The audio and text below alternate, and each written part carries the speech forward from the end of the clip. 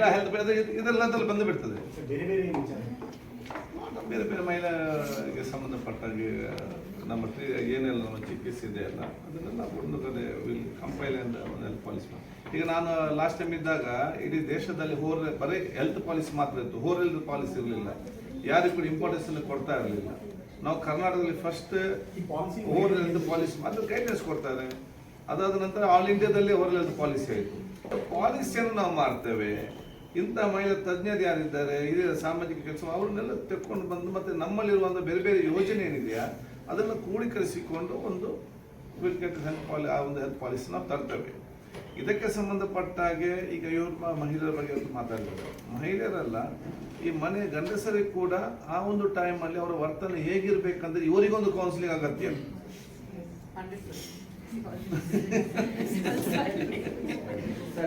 ಅದನ್ನು ಕೂಡ how not only ladies, ಅವರ ಮನೆಯವರು ಕೂಡ ಅವ್ರನ್ನ ಹೇಗೆ ಅರ್ಥ ಮಾಡಿಕೊಳ್ಬೇಕು, ಅವರ ಮೆಂಟಲ್ ಸ್ಟ್ರೆಸ್ ಏನಿದೆ, ಅವರ ಒಂದು ಮಾನಸಿಕವಾದ ಒಂದು ಪರಿಸ್ಥಿತಿ ಏನಿದೆ, ಇದನ್ನು ಮನೆಯವರು ಅರ್ಥ ಮಾಡಿಕೊಂಡು ಅವ್ರಿಗೆ ಹೇಗೆ ಹೊರಗೆ ಸಪೋರ್ಟ್ ಮಾಡಬೇಕಂತೇಳಿ ಕೂಡ ಆ ಒಂದು ಟ್ರೈನಿಂಗ್ ಅನ್ನು ಕೂಡ ಮನೆಯವರು ಗಂಡಸರು ಕೂಡ ನಾವು ಕೊಡುವಂಥ ತೀರ್ಮಾನ ಈ ಎಲ್ಲ ಒಂದು ಸ್ಕೀಮಲ್ಲಿ ಯೋಜನೆ ಇದೆ.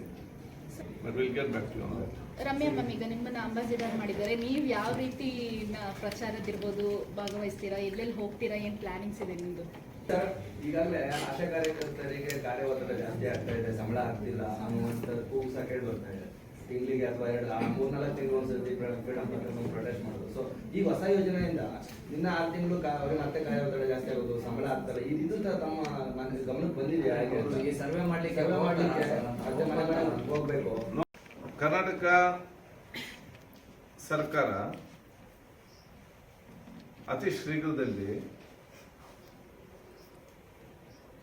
ಮಹಿಳೆಯರಿಗೆ ವಿಶೇಷವಾದ ಆರೋಗ್ಯ ಯೋಜನೆ ತರಲಿಕ್ಕೆ ನಾವು ಇವತ್ತು ಇಚ್ಛಿಸಿದ್ದೇವೆ. ಈಗ ನಮ್ಮ ಹತ್ರ ಹೆಲ್ತ್ ಪಾಲಿಸಿ ಅಂತ ಇದೆ. ಅದೇ ನಮ್ಮಲ್ಲಿ ಇಡೀ ನಮ್ಮ ರಾಜ್ಯ ಅಂತಲ್ಲ, ದೇಶದಲ್ಲಿಯೂ ಕೂಡ ವುಮನ್ ಹೆಲ್ತ್ ಪಾಲಿಸಿ ಅಂತೇಳಿ ಸಪ್ರೇಟ್ ಆಗಿ ಇಲ್ಲ. ಅದಕ್ಕಾಗಿ ಮಹಿಳೆಯರಿಗೆ ಸಂಬಂಧಪಟ್ಟಾಗೆ ಎಲ್ಲ ಆರೋಗ್ಯ ಕಾರ್ಯಕ್ರಮಗಳು ಕೂಡ ಅದು ಬಹುಶಃ ಈ ಹೆಲ್ತ್ ಪಾಲಿಸಿ ಬಂದ ಕಾರಣ ಮಹಿಳೆಯರಿಗೆ ಸಿಕ್ಕುವಂಥ ಆದ್ಯತೆ ಸ್ವಲ್ಪ ಕಡಿಮೆ ಆಗ್ತಾ ಇವತ್ತು ಬರ್ತದೆ. ಇದನ್ನೆಲ್ಲ ನಾವು ಮೈಗೂಡಿಸಿಕೊಂಡು ಚರ್ಚೆ ಮಾಡಿ ನಾವು ಮುಂದಿನ ದಿನಗಳಲ್ಲಿ ಕರ್ನಾಟಕ ರಾಜ್ಯದ ಬಹುಶಃ ದೇಶದಲ್ಲಿ ಪ್ರಪ್ರಥಮವಾಗಿ ವುಮನ್ ಹೆಲ್ತ್ ಪಾಲಿಸಿ ಎಂಬ ಒಂದು ಪಾಲಿಸಿಯನ್ನು ತರಲಿಕ್ಕೆ ನಾವು ಇಚ್ಛಿಸಿದ್ದೇವೆ. ಇದರಲ್ಲಿ ಮೊದಲ ಆದ್ಯತೆಯಲ್ಲೇ ನಮಗೆ ನಮ್ಮ ರಮ್ಯರವರು ಮತ್ತು ಡಾಕ್ಟರ್ ಜೋಶ್ನರವರು ಅವರ ಒಂದು ವಿಶೇಷವಾದ ಆಸಕ್ತಿ ಮತ್ತು ಮಹಿಳಾ ಸಮಾಜದಂಥ ಒಂದು ಕಾಳಜಿ ಮತ್ತು ನಮ್ಗೆ ಕೊಟ್ಟಂಥ ಸಲಹೆ ಪ್ರಕಾರ ಭವಿಷ್ಯದ ದಿನಗಳಲ್ಲಿ ಋತುತಾರೆ ಎಂಬ ಯೋಜನೆಯನ್ನು ನಾವು ಮಹಿಳೆಯರಿಗೆ ಇವತ್ತು ತರಲಿಕ್ಕೆ ಇಚ್ಛಿಸಿದ್ದೇವೆ. ಋತು ಬಂದ ಬಟ್ ಋತು ತಾರೆ ಅಂತ ಇದಕ್ಕೆ ನಾವು ಕೊಡುವಂಥದ್ದು ಮೆನೋಪಾಸ್ಗೆ ಸಂಬಂಧಪಟ್ಟಾಗೆ ಇವತ್ತು ಡಾಕ್ಟರ್ಗಳ ಸಲಹೆ ಮತ್ತು ಅವರ ಒಂದು ಮಾಹಿತಿಯ ಪ್ರಕಾರ ಬಹಳಷ್ಟು ನಮ್ಮ ಸಹೋದರಿಯರು ಇವತ್ತು ಆ ಒಂದು ಕಾಲಘಟ್ಟದಲ್ಲಿ ಮಾನಸಿಕವಾಗಿ ಆರೋಗ್ಯವಾಗಿ ಬಹಳಷ್ಟು ಇವತ್ತು ತೊಂದರೆ ಒಳಪಡ್ತಾರೆ. ಅದು ಮನೆಯಲ್ಲಿದ್ದವರು ಇರ್ಬೋದು, ಹೊರಗೆ ಕೆಲಸ ಮಾಡೋರು ಇರ್ಬೋದು, ಅಥವಾ ಕೆಲವರು ಕಾಲೇಜ್ ಹೋಗುವ ಸ್ಟೂಡೆಂಟ್ಸ್ ಕೂಡ ಸೀನಿಯರ್ ಆಗಿರ್ಬೋದು. ಆ ಒಂದು ಸಂದರ್ಭದಲ್ಲಿ ಅವರನ್ನು ಗುರುತಿಸಿಕೊಂಡು ಅವರಿಗೆ ಬೇಕಾಗುವಂಥ ಜನಜಾಗೃತಿ ಕಾರ್ಯಕ್ರಮ ಹಮ್ಮಿಕೊಳ್ಳುವಂಥದ್ದು, ಜನಜಾಗೃತಿ ಕಾರ್ಯಕ್ರಮ ಹಮ್ಮಿಕೊಳ್ಳುವ ಜೊತೆಯಲ್ಲಿ ಬಹುಶಃ ಅವರಿಗೆ ಕೆಲವೊಂದು ಮಾಹಿತಿ ಕೊಡುವಂಥದ್ದು. ಆ ಒಂದು ಕಾಲಘಟ್ಟದಲ್ಲಿ ಅವರ ಜೀವನ ಶೈಲಿ ಹೇಗಿರಬೇಕು, ಅವರ ಊಟೋಪಚಾರ ಹೇಗಿರಬೇಕು, ಅವರ ಒಂದು ನಿದ್ರೆಯ ಟೈಮ್ ಎಷ್ಟಿರಬೇಕು, ಮತ್ತು ಅವರ ಸೆಲ್ಫ್ ಡಿಸಿಪ್ಲಿನ್ ಮುಖಾಂತರ ಅವರಿಗೆ ಆಗುವಂಥ ಮಾನಸಿಕ ಒತ್ತಡ ಮತ್ತು ಮಾನಸಿಕ ತೊಂದರೆ ಹೇಗೆ ಕಡಿಮೆ ಆದಷ್ಟು ಮಾಡಬಹುದು, ಅದನ್ನು ಪ್ರಿವೆಂಟಿವ್ ಮೆಷರ್ನಲ್ಲೇ ಇವತ್ತು ಮದ್ದು ತೆಗೊಳ್ಳದೆ ಅದನ್ನು ಪ್ರಿವೆಂಟಿವ್ ಮೆಷರ್ನಲ್ಲೇ ಎಷ್ಟು ಮ್ಯಾಕ್ಸಿಮಮ್ ಆಗಿ ಅದನ್ನು ನಾವು ಪ್ರಯೋಜನ ಆಗ್ಬೋದು ಅಂತೇಳಿ ಅವರ ಹಲವು ಯೋಜನೆಗಳನ್ನು ತರಲಿಕ್ಕೆ ಇಚ್ಛಿಸಿದ್ದೇವೆ. ಅದಕ್ಕಾಗಿ ನಾವು ಇವತ್ತು ಈ ಒಂದು ಸಂಬಂಧಪಟ್ಟಾಗೆ ಇದು ನಮ್ಮ ದೇಶದಲ್ಲೇ ಇವತ್ತು ಪ್ರಪ್ರಥಮವಾದ ಒಂದು ಯೋಜನೆ ಮತ್ತು ಇದು ಈ ಒಂದು ವಿಚಾರವನ್ನು ಎಲ್ಲಿ ಕೂಡ ಆಲೋಚನೆ ಬರಲಿಲ್ಲ. ಪ್ರಪ್ರಥಮವಾಗಿ ಆದ ಕಾರಣ ಕರ್ನಾಟಕ ಸರ್ಕಾರದ ಆರೋಗ್ಯ ಇಲಾಖೆಗೆ ಇದರ ಬಗ್ಗೆ ವಿಶೇಷವಾದ ಆ ಮಾಹಿತಿ ಮತ್ತು ನಮಗೆ ಸಹಕಾರ ಕೊಡಲಿಕ್ಕೆ ಬೇಕಾಗಿ ನಾವು ಡಾಕ್ಟರ್ ಜೋಶ್ನರ್ ಅವರನ್ನು ಈ ಒಂದು ಪಾಲಿಸಿ ಕಮಿಟಿ ನಿಯಮ ಪಾಲಿಸಿ ಮಾಡಬೇಕು, ಪಾಲಿಸಿ ಕಮಿಟಿಯ ಅಧ್ಯಕ್ಷರನ್ನಾಗಿ ಮಾಡಿ ಅವರ ನೇತೃತ್ವದಲ್ಲಿ ಒಂದು ಅಧಿಕಾರಿಗಳು ಮತ್ತು ನಮ್ಮೆಲ್ಲ ಒಂದು ಸಮಿತಿಯನ್ನು ಮಾಡ್ತೇವೆ.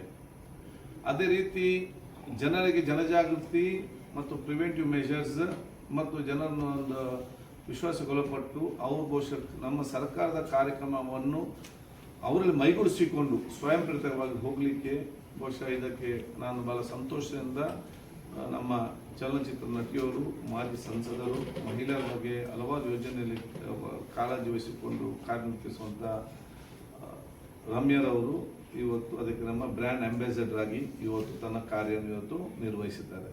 ನಾನು ಹೇಳಿದ್ದವರಿಗೆ ನಾವು ಹೇಳಿದ್ರೆ ಏನು ಕೇಳುವುದಿಲ್ಲ, ನೀವು ಹೇಳಿದ್ರೆಲ್ಲ ಕೇಳುವರು ತುಂಬ ಜನ ಇರ್ತಾರೆ. ಅದು ಅವರು ಚೈಲ್ಡ್ ಆ್ಯಂಡ್ ವುಮನ್, ಮಕ್ಕಳ ಮತ್ತು ವುಮನ್ ಹೆಲ್ತ್ಗೆ ಸಂಬಂಧಪಟ್ಟಾಗಿ ನಾವು ಕಾರ್ಯಯೋಜನೆಯ ನಮ್ಮ ಸರ್ಕಾರದಲ್ಲಿ ನಾವು ಇವತ್ತು ಮಾಡ್ತೇವೆ. ಆರೋಗ್ಯ ಮತ್ತು ಕುಟುಂಬ ಇಲಾಖೆಯ ಮುಖಾಂತರ ಅದು ನಮ್ಮ ಕಿವುಡ ಮಗರಿಗೆ ನಮ್ಮ ಕಾಕ್ಲಿಯರ್ ಇಂಪ್ಲಾಂಟ್ ಇರಲಿ, ಯೋಜನೆ ಇರಲಿ, ಮಕ್ಕಳು ಇವತ್ತು ಶ್ರವಣ ಮುಕ್ತ ಸಮಾಜ ನಿರ್ಮಾಣ ಮಾಡಬೇಕು, ಇಂಥದಕ್ಕೆಲ್ಲ ಬಹುಶಃ ಅವರು ದೊಡ್ಡ ಮಟ್ಟದ ಜನಜಾಗೃತಿ ಕೊಟ್ಟು ನಮ್ಮ ಇಲಾಖೆಗೆ ಮತ್ತು ಜನರಿಗೆ ದೊಡ್ಡ ಮಟ್ಟದ ಒಂದು ಪ್ರಯೋಜನಕಾರಿಯಾಗಲಿಕ್ಕೆ ಕೂಡ ಅದು ವಹಿಸಿಕೊಂಡಿದ್ದಕ್ಕೆ ನಾನು ನಮ್ಮ ಕರ್ನಾಟಕ ರಾಜ್ಯ ಜನತೆಯ ಪರವಾಗಿ, ಇಲಾಖೆಯ ಪರವಾಗಿ, ಸರ್ಕಾರದ ಪರವಾಗಿ, ಮುಖ್ಯಮಂತ್ರಿಗಳ ಪರವಾಗಿ ನಾನು ವಿಶೇಷವಾಗಿ ಅವರನ್ನ ಧನ್ಯವಾದನ ನಾನು ಸಲ್ಲಿಸ್ತೇನೆ. ಮುಂದಿನ ದಿನಗಳಲ್ಲಿ ಬಹುಶಃ ಇವತ್ತು ಈ ಒಂದು ಯೋಜನೆ ಸಂಬಂಧಪಟ್ಟಂಥ ತಜ್ಞರು ಯಾರಿದ್ದಾರೆ ಮತ್ತು ಸಾಮಾಜಿಕವಾದ ಕಳಕಳಿ ಚಿಂತನೆ ಕೆಲಸ ಮಾಡುವಂಥ ನಮ್ಮೆಯವರು ಯಾರಿದ್ದಾರೆ ಅವರೆಲ್ಲ ಮೈಗೂಡಿಸಿಕೊಂಡು ಸರ್ಕಾರ ಅವರಿಗೆ ಸಂಪೂರ್ಣವಾದ ಸಹಕಾರ ಕೊಟ್ಟು ಸಮಾಜಕ್ಕೆ ಮತ್ತು ಸಮಾಜದ ಮಹಿಳೆಯರಿಗೆ ಪೂರಕವಾಗುವಂಥ ಯೋಜನೆ ಕೆಲಸ ಮಾಡಲಿಕ್ಕೆ ನಮ್ಮ ಆರೋಗ್ಯ ಇಲಾಖೆ ನಾವು ಒಂದು ಹೆಜ್ಜೆ ಮುಂದೆ ಇಟ್ಟು ನಾನು ಮಂತ್ರಿಯಾಗಿ ನಮ್ಮ ಇಲಾಖೆ ಅಧಿಕಾರಿಗಳೆಲ್ಲರೂ ಕೂಡ ಸಂಪೂರ್ಣವಾದ ಸಹಕಾರ ನಾವು ಕೊಡ್ತೇವೆ ಅಂತ ಹೇಳಲಿಕ್ಕೆ ನಾನಿವತ್ತು ಬಯಸ್ತೇನೆ. ನಾವಿಲ್ಲಿ ಎಷ್ಟೇ ಹೇಳಿದ್ರು ಕೂಡ ನಿಮ್ಮ ಬೆಂಬಲ ಇಲ್ಲದ್ರೆ ಏನು ಮಾಡಲಿಕ್ಕೆ ಆಗುವುದಿಲ್ಲ. ಸೊ ನೀವು ಕೂಡ ಇವರ ಪಾರ್ಟ್ ಆಫ್ ಅಸ್, ನಿಮ್ಮನ್ನು ಕೂಡ ನಮ್ಮೊಟ್ಟಿಗೆ ಸೇರಿಸಿಕೊಂಡು ನಾವೆಲ್ಲರೂ ಕೂಡ ಸಾಮಾಜಿಕವಾಗಿ ಚಿಂತನೆ ಇರುವಂಥವರು, ನಾವು ಜನಪ್ರತಿನಿಧಿಯಾದ ನಾನಿರಲಿ, MLAಗಳಿರಲಿ, ಅಧಿಕಾರಿ ವರ್ಗದವರಿರಲಿ ಮತ್ತು ಮಾಧ್ಯಮ ಮಿತ್ರರು ಅವೆಲ್ಲರೂ ಸೇರಿ ಈ ಒಂದು ಯಶಸ್ವಿಗೊಳ್ಳಲಿಕ್ಕೆ ಕೆಲಸ ಮಾಡುವಂತ ನಾನು ಕೇಳಿಕೊಂಡು ಅತಿ ಶೀಘ್ರದಲ್ಲೇ ಈ ಪಾಲಿಸಿಯನ್ನು ಮತ್ತು ಯೋಜನೆಯನ್ನು ಬಿಡುಗಡೆ ಮಾಡಿ ನಾವು ಆಶಾ ಕಾರ್ಯಕರ್ತರ ಮುಖಾಂತರ ಮನೆ ಮನೆಗೆ ಸ್ಟಾರ್ಟಿಂಗ್ ಅಲ್ಲ, ಈಗ ನಾವು first is we are finding out, ಮನೆ ಮನೆಗೆ ಹೋಗಿ ಆವಾಗ ನಮಗೆ ವೈದ್ಯರ ಪಾಲಿಸಿಯಲ್ಲಿ ಡೂ ಆ್ಯಂಡ್ ಡೋಂಟ್ಸ್ ಏನಿದೆಯಾ ಅವ್ರಿಗೆ ಮನೆ ಮೇಲೆ ಮಾಹಿತಿ ಕೊಡ್ತೇವೆ. ಈ ಒಂದು ಕಾಲಘಟ್ಟದಲ್ಲಿ ನಿಮ್ಮ ಊಟದ ವ್ಯವಸ್ಥೆ ಹೇಗಿರಬೇಕು, ನಿಮ್ಮ ಜೀವನ ಎಕ್ಸರ್ಸೈಸ್ ಹೇಗಿರಬೇಕು, ನೀವು ಎಷ್ಟು ಗಂಟೆ ನಿದ್ದೆ ಮಾಡಬೇಕು, ಯಾವ ವಿಚಾರ ಇರಬೇಕು, ಇದೆಲ್ಲ ಏನೋ ಮಾಹಿತಿ ಎಲ್ಲ ಕೊಡ್ತೇವೆ. ಅದನ್ನು ನಾವು ಆಶಾ ಕಾರ್ಯಕರ್ತರ ಮುಖಾಂತರ ಮನೆ ಮನೆಗೆ ಮುಟ್ಟಿಸ್ತೇವೆ. ಮತ್ತು ಅಲ್ಲಿ ಕೆಲವೊಂದು ಅಂಶವನ್ನು ಐಡೆಂಟಿಫೈ ಮಾಡ್ತಾರೆ.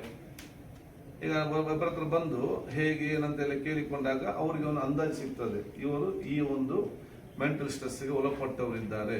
ಆಗ ಆ ಒಂದು ಕ್ಲಾರಿಟಿ ನಮಗೆ ಗೊತ್ತಾಗ್ತದೆ.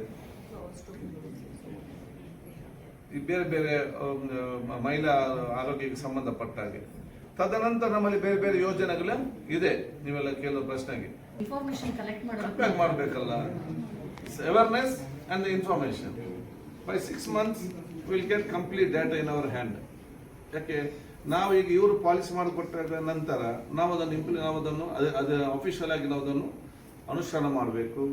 ಅದಕ್ಕೆ ಬೇಕಾಗುವಂಥ IEC programme, information education communication ಬೇಕಾಗುವಂಥ ಎಲ್ಲ ಡೀಟೇಲ್ಸ್ ನಾವು ಅದನ್ನು ಪ್ರಿಂಟ್ ಮಾಡಬೇಕು.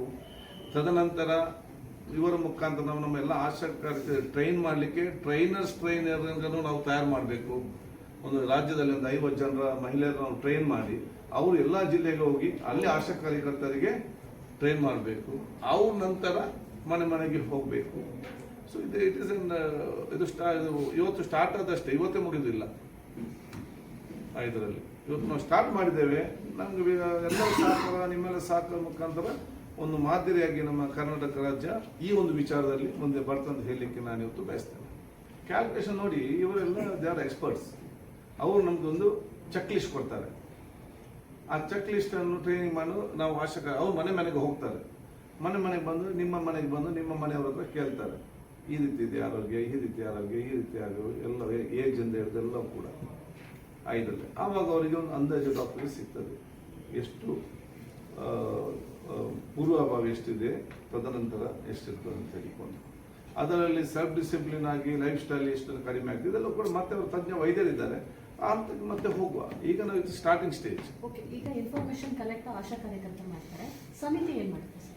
ಸಮಿತಿ ನೋಡಿ, they are starting is the work, it is they are doing the policy form ಮಾಡಿ ನಮ್ಗೆ ಕೊಡ್ಬೇಕಲ್ಲ. ಅವರ ಪಾಲಿಸಿ ಫಾರ್ಮ್ ಮಾಡಿ ನಮಗೆ ಕೊಡ್ತಾರೆ, ನಾವು ಅದನ್ನು ನಮ್ಮ ಇಲಾಖೆ ಅಧಿಕಾರ ಮುಖಾಂತರ ಅಫಿಷಿಯಲ್ ಆಗೋದನ್ನು ಅನುಷ್ಠಾನ ಮಾಡ್ತೇವೆ. ಇದರಲ್ಲಿ ನಮ್ಮ ಸಂಸದರು ಅದಕ್ಕೆ ಬೇಕಾಗುವಂತ ಪ್ರಚಾರ ಕೊಡ್ತಾರೆ. ಅವರು ಹೇಳಿದನ್ನು ನೀವು ಜನರಿಗೆ ಮುಟ್ಟಿಸ್ತೀರಿ, ಮತ್ತೆ ಬಾಲ್ ಹೇಗೆ ಬ್ಯಾಟ್ ಬರ್ತದೆ ಹಾಗೆ ಹೊಡೆಯುವ. ಈಗ ಟೆನ್ಷನ್ ಮಾಡೋದು ನಾವು. ಸರ್, ಈಗ ಇದರಲ್ಲಿ ಮನೋಭಾವ ಸಂಬಂಧಪಟ್ಟ ಹಾಗೆ ಈಗ ಸಮಿತಿಯನ್ನು ರಚನೆ ಮಾಡ್ತೀವಿ. ಹೌದು. ಆದ್ರೆ ಆ ಸಮಿತಿಗೆ ಈಗ ಇಂಟರ್ಪೋಲ್ ಆಗಿ ಅಂದ್ರೆ ಪರ್ಯಾಯ ಒಂದಿಷ್ಟು ಸಮಸ್ಯೆಗಳಿವೆ ಮಹಿಳೆಯರಲ್ಲಿ. ಈಗ ಹಿಂದೆ 2022-25 ಸಾಲಿನಲ್ಲಿ ಒಂದಿಷ್ಟು ರಿಪೋರ್ಟ್, ಸೆಂಟ್ರಲ್ ರಿಪೋರ್ಟ್ ಪ್ರಕಾರ ಮಹಿಳೆಯರಲ್ಲಿ ಈ ಮನೋಭಾವ ಸಮಸ್ಯೆಗಳಿಂದ ಹೃದಯಾಘಾತ ಆಗ್ತದೆ ಅಂಡ್ ಮಾನಸಿಕ ಸಮಸ್ಯೆಗಳಿದೆ, ಜೊತೆಗೆ ಗ್ರಾಮೀಣ ಭಾಗದಲ್ಲಿ ಜಾಗೃತಿ ಇಲ್ಲ ಅನ್ನೋದು. ಹಿಂದೆಯಿಂದ ಆರೋಗ್ಯ ಸಚಿವರು ಕಾಲೇಜ್ ಮಟ್ಟದಲ್ಲಿ ಟೆಕ್ಸ್ಟ್ ಬುಕ್ ಅಲ್ಲಿ ಈ ಅಂಶ ಸೇರಿಸಬೇಕು ಅಂದ್ರೆ ಅದು ಆಗಲಿಲ್ಲ. ಈಗ ಸಮಿತಿಯನ್ನು ಫಾರ್ಮ್ ಮಾಡ್ತಿದ್ದೀರಾ, ಬಟ್ ಈ ಸಮಿತಿ ಈಗ ನಿಮಗೆ ರಾಜ್ಯದ ಸ್ಥಿತಿಗತಿಗಳ ಅಷ್ಟೇ ವರದಿ ಕೊಡುತ್ತಾ ಅಥವಾ ಇತರೆ ಕಾಯಿಲೆಗಳ ಬಗ್ಗೆನೂ ಕೂಡ ರಿಪೋರ್ಟ್ ಕೊಡುತ್ತಾ? ಡಾಕ್ಟರ್